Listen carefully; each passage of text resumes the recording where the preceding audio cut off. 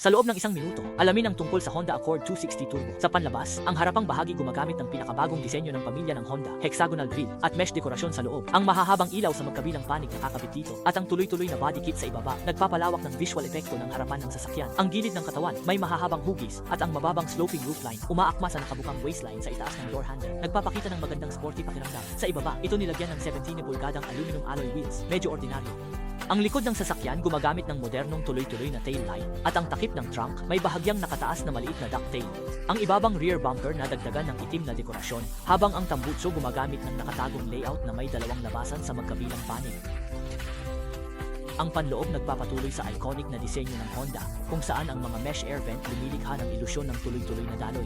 Ang central console pinagsasama ang 10.2 pulgadang buong LCD instrument panel at 12.3 pulgadang central control screen na may...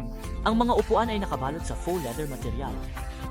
Batay sa 28-30mm na wheelbase, ang espasyo para sa mga binti sa likuran ay sapat, at ang espasyo para sa ulo ay makatwiran. Sa aspeto ng kapangyarihan, ito ay nilagyan ng 1.5T turbocharged engine. Mag-like at mag-follow.